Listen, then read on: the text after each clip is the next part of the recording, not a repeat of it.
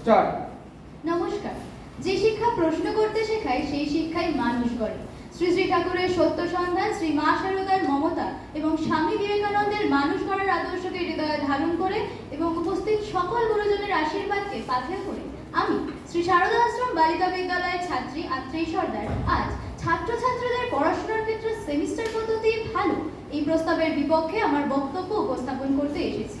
কারণ সত্যের প্রতি শ্রদ্ধা মানে শুধু সম্মতি প্রকাশই নয়, প্রয়োজনে যুক্তির মাধ্যমে ভিন্ন মত প্রকাশের সাহস। আমার পক্ষের বন্ধু বারংবার শিক্ষার্থীর মনের কথা বললেন, কিন্তু আমি তাদের একটি প্রশ্ন করতে চাই। মনের কথা বললে কি মনের যত্ন নেওয়া হয়? রবি ঠাকুরের তোতা কাহিনী সেই তোতা পাখি যেমন খাঁচা ভরা বই পেল কিন্তু শিক্ষা পেল না, আজ তেমনই একজন শিক্ষার্থী যদি মূল্যায়নের পর মূল্যায়নের মধ্যে দৌড়াতে দৌড়াতে ভাবার সময়, শেখার সময়, নিজেকে আবিষ্কারের সময় হারিয়ে ফেলে, তাহলে আমরা কি বাঁচালাম? শিক্ষা নাকি সিলেবাস?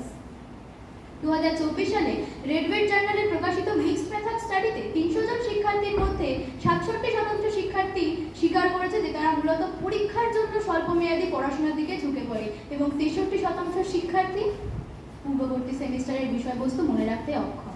অর্থাৎ জ্ঞানের সাহিত্যের চেয়ে পরীক্ষায় নম্বর পাওয়া আজ মুখ্য বিষয় হয়ে দাঁড়িয়েছে। আমার পক্ষের মতো বলতেই পারি যে আমরা এতে পড়ার অভ্যেস করে তুলছি, শিক্ষার্থীরা শৃঙ্খলাবদ্ধ হচ্ছে, কিন্তু শৃঙ্খলা আর শৃঙ্খল কি এক? আর রইল পরে কগনিটিভ ওভারলোডের কথা, সেটাকে শুধু বেশি পড়লেই হয়? যখন একই 6 মাসের মধ্যে ইন্টারনাল, প্রজেক্ট, সিলেবাস শেষ করতে হয়, তখন কগনিটিভ ওভারলোড কমে যায়। ওভারলোড শুধু মস্তিষ্কে তথ্যের কারণেই হয় না, ওভারলোড হয় কখনো যখন বিশ্রামের চেয়ে ডেডলাইনের সংখ্যা বেশি হয়ে যায়, ফলে ক্রমাগত চাপ বাড়ে। মনোবিজ্ঞানের ভাষায় একে ডিস্ট্রেস বা নেতিবাচক চাপ বলা হয়। এবার আসি এই মূল্যায়ন পদ্ধতির একটি গুরুত্বপূর্ণ দিকে, এমসিকিউ, যেখানে শিক্ষার্থী জানে সে কি নির্বাচন করছে, কিন্তু কেন তা অজানা। ডিপ লার্নিং এর বদলে জায়গা করে নিচ্ছে সারফেস লার্নিং।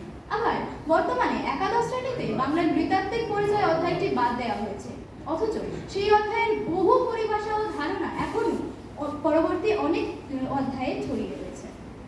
ফলে শিক্ষার্থী শব্দটি তো শুনছে কিন্তু ভিত্তিটাই জানছে না। মনোবিজ্ঞানে একে স্কিমা ফরমেশনের সমস্যা বলা হয়। 1 এপ্রিল 2025 এই সময় পত্রিকায় প্রকাশিত একটি শিরোনাম, প্রথম সেমিস্টারে 35-38, দ্বিতীয় সেমিস্টারে 0, শুধু একটি খবর না। এটি আসলে শিক্ষা ব্যবস্থার সবথেকে বড় ব্যর্থতাকে সামনে নিয়ে আসে। মাননীয় বিচারক মণ্ডলী, আমি পরিবর্তনের বিরোধী নই, আমি অপরিকল্পিত পরিবর্তনের বিরোধী। আমি সেই পরিস্থিতির বিরোধী যেখানে ক্যালেন্ডারে পরীক্ষার তারিখ এত ঘন হয়ে যায় আর শেখার তারিখগুলো আলাদা করে চোখে পড়ে না। এবার আমার প্রশ্ন, কগনিটিভ ওভারলোড কমলো এতে নাকি কগনিটিভ গ্যাপ তৈরি হলো? আমার শ্রী শিক্ষায়তন বন্ধুর কথায় চাপ পড়েছে, কিন্তু সাথে জ্ঞানও কি কমে যায়নি? সিলেবাস ছোট করলেই কি শিক্ষা বড় হয়? আমার বক্তব্যের শেষে আমি কোনো ব্যবস্থার পরাজয় চাই না, আমি চাই শিক্ষার বিজয়। যেদিন শিক্ষা মানুষকে প্রশ্ন করার স্বাধীনতা দেবে, নিজের স্বপ্ন দেখার সুযোগ দেবে, সেদিন শিক্ষা মানুষ গড়বে। তার আগে পর্যন্ত আমার প্রশ্ন থাকবে, আমার প্রতিবাদ থাকবে, আর শেষে বিচার থাকবে। ধন্যবাদ।